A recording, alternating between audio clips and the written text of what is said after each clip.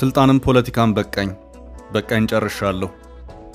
አቶ ጌታቸው to the party and rest assured I will not be running for any specific office. የወልቃይትና የተፈናቃዮች ጉዳይ ሌላኛው የመድረኩ ግለት And I haven't changed my position. Demeke Zewde should not be in the business of administering that area, but if I have to create the ground for the return of IDPs with the federal government and have to continue to work with people. የጠቅላይ ሚኒስትር አብይ አህመድ የምስራቅ አፍሪካ ጉዳዮች አማካሪ አቶ ጌታቸው ረዳ ከአልጀዚራ ቴሌቪዥን ሄድ ቱ ሄድ ፕሮግራም አዘጋጅ ማህዲ ሐሰን ጋር ያደረጉትን ለአስጨራሽ ቃለ ምልልስ ምሽቱን ሙሉን ተለቆ የበርካቶች መነጋገሪያ ሆኗል። እጅግ ወሳኝ የሚባሉት የቃለ ምልልሱ ጭብጦች ባለፈው በጣቢያው ዩቲዩብ ገጽ ላይ በቅንጭብጭብ በመለቀቁ ብዙዎች ዋናውን በጉጉት እንዲጠብቁት አድርጓቸውም ቆይቷል። አቶ ጌታቸው በዚህ ቃለ ምልልሳቸውም ስልጣንና ፖለቲካ በቃኝ፣ ወደ ቀደመው የሙያ ዘርፍ እመለሳለሁ ሲሉም ተደምጠዋል። አቶ ጌታቸው ስልጣኑን ፖለቲካውን በቃኝ ያሉት አስረግጠውና ለሁለት ጊዜያት ያህል ደጋግመው ነው። I'll be gone. But gone where? To another party? No, probably to academia, to writing books and all that. Believe me, I'm not interested in the corridors of power anymore. Even now, you're not interested in political power, even though you've been in politics for 20 odd years. Even now, I don't clear my words with the Prime Minister. አቶ ጌታቸው በቀጣዩ ምርጫም ለየትኛው የፖለቲካ ኃላፊነት እንደማይወዳደሩም ተናግረዋል። And rest assured I will not be running for any specific office.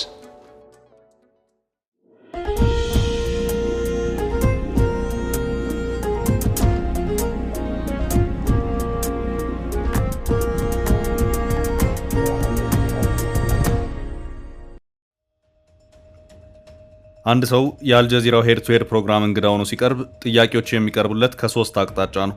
አንደኛው ከራሱ ከፕሮግራሙ አዘጋጅ ጋዜጠኛ ሲሆን ከዚህም በተጨማሪ ፓናል ኦፍ ኤክስፐርትስ የሚባሉትም ጠያቂዎች በእንግድነት ተጋብዘው በጥያቄ አቅራቢነት የሚታደሙበት ሁኔታ አለ። ፕሮግራሙ የሚቀረጸው ሌሎች በርከት ያሉ ተከታታዮች ባሉበት አዳራሽ ውስጥ ነው።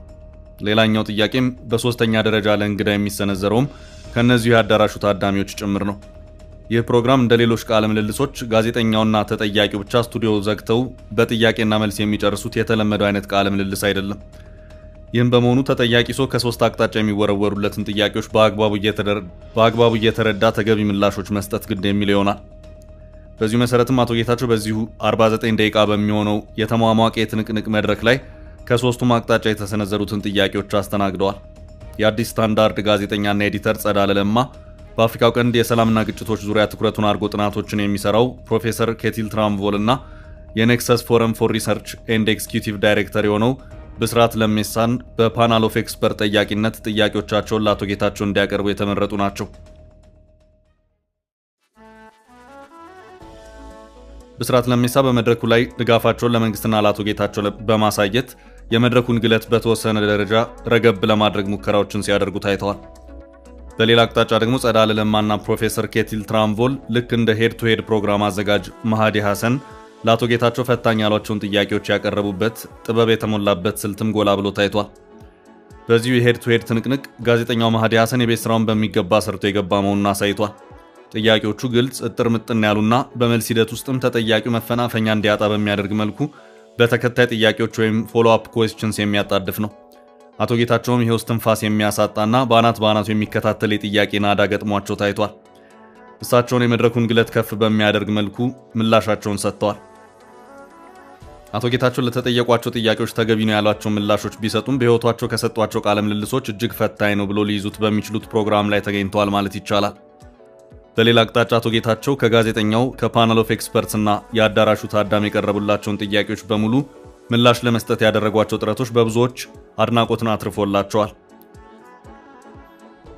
ይህ ዋናው ቃለ ምልልስ ከመለቀቁ በፊት ከቀናት በፊት ተቀነጫጭበው የቀረቡት የቃለ ምልልሱ ክፍሎች ላይ በርካታ አስተያየቶች መሰጠታቸው ሙሉ ቃለ ምልልስ ሲለቀቅ የሰዎች ትኩረት ባልሰሙት ሐሳብ ላይ ያረፈ ሆኖ ታይቷል። በቅንጭብጫቢው ቃለ ምልልስ አቶ ጌታቸው ነጥብ ጥለዋል ያሉ ሰዎች ሙሉውን ቃለ ምልልስ ሲሰሙ ከቀደመው ሐሳባቸው ብዙም ፈቀቅ ብለው ባይታዩም ቢያንስ ግን ከቀደመው ጊዜ ለዘብ ያለ እይታ ኖሯቸው ታይተዋል። ቃለ ምልልሱ ጠቅለል ብሎ ሲታይ አቶ ጌታቸውና ጠቅላይ ሚኒስትር አብይ አህመድ ስላላቸው ግንኙነት ሰፋ ያለውን ክፍል ይዞ ይታያል። ከጦርነቱ ጋር በተያያዘ ተፈጽመዋል ስለተባሉት ወንጀሎች፣ ስለ ወልቃይትና ተፈናቃዮች ጭምር በዚሁ ሄድ ቱ ሄድ ፕሮግራም ተነስተዋል። የጦርነት ደመና ውስጥ ነው የተባለው የኢትዮ ኤርትራ ውጥረትም ጉዳይ አንዱ የዚሁ ቃለ ምልልስ አንኳር ጉዳይ ነበር። አቶ ጌታቸው በጦርነት ወቅት የተናገሯቸው ንግግሮች ሄድ ቱ ሄድ ፕሮግራም አዘጋጅ ማህዲ ሐሰን አማካይነት በምልሰት ወይም ፍላሽባክ እየተመዘዙ አሁን ካለው ሁኔታ ጋር እየተመሳከሩ ሲቀርቡላቸውም ታይተዋል። እነዚህ በምልሰት የቀረቡ ጥያቄዎች እንዲህ ስትል ነበር፣ አሁን ደግሞ እዚህ ጋር ነህ የሚል ይዘት ያላቸው ጥያቄዎች ሆነው ይታያሉ። ጥያቄዎቹ ከአቶ ጌታቸው ምላሽ አንጻር ተጨምቀው ሲታዩ ዘና ብለው ምላሻቸውን የሰጡባቸው፣ አጥብቀው ራሳቸውን የተከላከሉባቸው፣ እንዲሁም በጸጸትም የፖለቲካ ንስሐ የገቡባቸው ሆነው ይታያሉ። የመድረኩ እንግዳ ጌታቸው የፖለቲካ ንስሐ ሲገቡ ከታዩባቸው ነጥቦች መካከል አንደኛው በእሳቸው ቅስቀሳ ወደ ትግራይ 2 ዓመት ጦርነት በመግባት ህይወታቸውን ስላጡት የትግራይ ተወላጆች የተመለከተው ጥያቄ ይገኝበታል። ሄድ ቱ ሄድ ፕሮግራም አዘጋጅ ማህዲ ከዚሁ ጋር በተያያዘም ለአቶ ጌታቸው ያነሳው ጥያቄ በርካታ የትግራይ ተወላጆች ዛሬ እንደ ካህዲ አድርገው እየቆጠሩ ነው።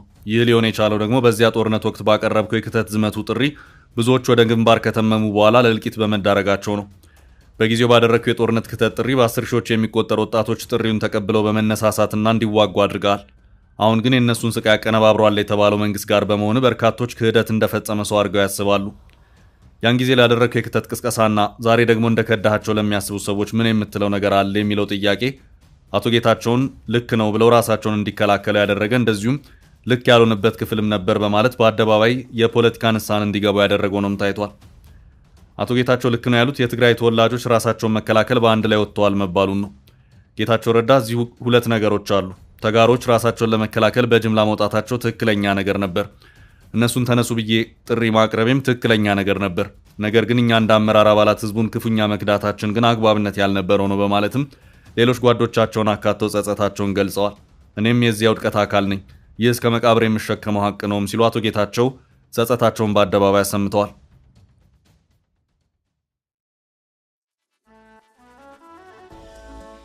በጊዜው እኛ ማስተዋሉ ቢኖረን ኖሮ በዚያ ጦርነት ያለቁት ወጣቶች ለዚያ የጦርነት እልቂት አይዳረጉም ነበር።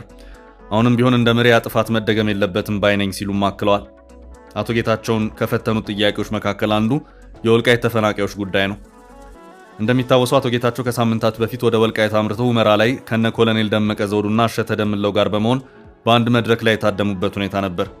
ከዚሁ ጋር በተያያዘም እንዴት ከነ ደመቀ ጋር አብረው ታዩ የሚል አይነት ይዘት ለአቶ ጌታቸው ቀርቧል።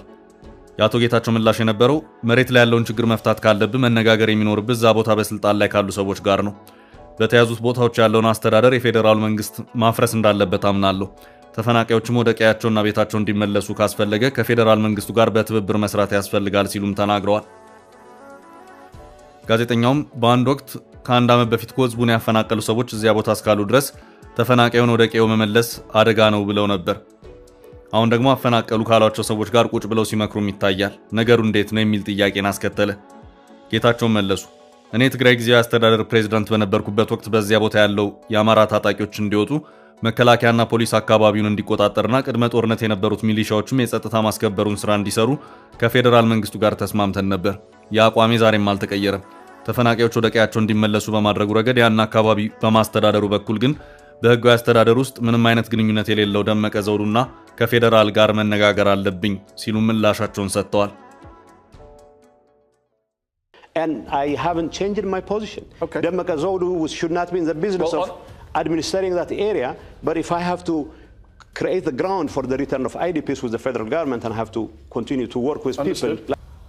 አቶ ጌታቸው ረዳ በዚህ ጠንከር ባለ ቃለ ምልልስ ስለ ራሳቸው ከተናገሯቸው አዳዲስ ነገሮች መካከል አንደኛው በቀጣይ በፖለቲካው እንደዚሁም በመንግስታዊ ኃላፊነት መቀጠል የማይፈልጉ መሆኑን ነው።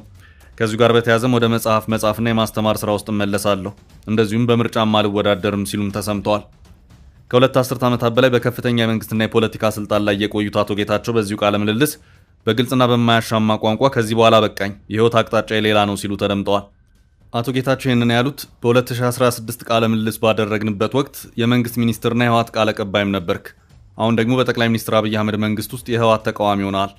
አሁን በሚቀጥለው ዓመት ደግሞ የት ልትሆን እንደምትችል አይታወቅም እየተባለም ነው። ሰዎች ይህንን ሰው በምን መልኩ በአቋሙ እንመነው እያሉ ይገኛሉ በሚል ለቀረበላቸው ጥያቄ ምላሻቸውን በሰጡበት ወቅት ነው። አቶ ጌታቸው በዚሁ ምላሻቸውም ማበርከት የሚገባኝ አስተዋጽኦ በሙሉ የማበረክተው ለትግራይ ህዝብ የተሻለ ህይወት ነው። ይህ በተሳሳተ መንገድና ቀመር ያለ አመራር ካለ ደግሞ ጥየው ከመሄድ ውጪ ሌላ አማራጭ የለኝም ሲሉም ምላሻቸውን ሰጥተዋል። ጋዜጠኛው ጥያቄውን አስከተለ። ጥሎ የምትሄደው ወዴት ነው? ወደ ሌላ ፓርቲ ወይስ ወዴት የሚል ጥያቄ ነበር። አቶ ጌታቸው ሲመልሱም ምናልባትም ወደ አካዳሚክ ስራዎች ወይም መጽሐፍ ስራ ላመራ እችላለሁ። ከዚህ በኋላ በስልጣን የመቆየት ፍላጎት የለኝም ነበር ያሉት። አቶ ጌታቸው በዚህ ቃለ ምልልስ ስልጣን በቃኝ ያሉት ሁለት ቦታ ነው። አንደኛው ወደ መጽሐፍና የትምህርት ስራ መለሳሉ ባሉት በምላሻቸው ሲሆን በሌላ አቅጣጫ ደግሞ ስለ አዲሱ ስምረት ፓርቲያቸውና ስለ ቀጣይ ሀገራዊ ምርጫ በተጠየቁበት ወቅት ነው። ጥያቄውም እንደሚል ነበር። በቀጣይ ኢትዮጵያ ሀገራዊ ምርጫ ይካሄዳል። ቀደም ሲልም እንደተገለጸው ስምረት ፓርቲ የሚባል ፓርቲ አቋቁማቸዋል። አቶ ጌታቸው አንተን ለሁለት አስርት ዓመታት ያህልም ስልጣን ላይ ቆየ ሰው ነህ። እንደ ብዙዎች የኢትዮጵያ ፖለቲከኞች ብዙ ለህዝብ የገባቸው ያልተፈጸሙ ቃሎች አሉ። ለኢትዮጵያ ሰላምና መረጋጋት ሲባል እንደዚሁም አዲሱን ትውልድ ጭምር ወደ ስልጣን ለማምጣትም ጭምር በማሰብ ጠቅላይ ሚኒስትሩን ጨምሮ ዘወር ወይም ገለል የምትሉበትን ወይም ከፖለቲካ ጡረታ የምትወጡበት ሁኔታ ይኖራል። ለዚህ ጥያቄ አቶ ጌታቸው ምላሽ የነበረው አሁን ባለው ሁኔታ ይሄንን ጉዳይ በተመለከተ እኔ መናገር የምችለው ስለ ራሴ ብቻ ነው። ይሄንን ጉዳይ በተመለከተ ስለ እኔ የተናገርካቸው ነገሮች በሙሉ ትክክል ናቸው። እኔም ሆነ የኔ ስራ የቅርብ ባልደረቦቼ መሬት ላይ ያለውን እውነታ ለሚረዳና ሀገር ለመምራት ብቃት ላለው አዲስ ትውልድ ስልጣን ማሸጋገር ይገባናል የሚል እምነት አለኝ የሚል ነበር። የሄድ ቱ ሄድ ፕሮግራም አዘጋጅ ማህዲ ሐሰን ከዚሁ ጋር አያይዞ ለአቶ ጌታቸው ሌላ ተከታይ ጥያቄን አስከተለ። ጥያቄውም ያ ከሆነ ታዲያ ለምን አዲስ ፓርቲ ማቋቋም አስፈለገ የሚል ነበር። በትግራይ ምንም አይነት ድጋፍ ይኑረኝ ያንን ያለኝን ድጋፍ በፓርቲ በኩል ማቆየት አለብኝ። ከዚህ ውጭ ግን አሁን እርግጠኛውን የመናገር የሚችለው ነገር ቢኖር ለየትኛውም የስልጣን ኃላፊነት የማልወዳደር መሆኑን ነው ሲሉም አቶ ጌታቸው በስልጣን የመቆየት ፍላጎት የሌላቸው መሆኑን ለሁለተኛ ጊዜ አረጋግጠዋል። And rest assured, I will not be running for any specific office. I'll be gone. But gone where? To another party? No, probably to academia, to writing books and all that. Believe me, I'm not interested in the corridors of power anymore. Even now, you're not interested in political power, even though you've been in politics for 20 odd years. Even now, I don't clear my words with the Prime Minister.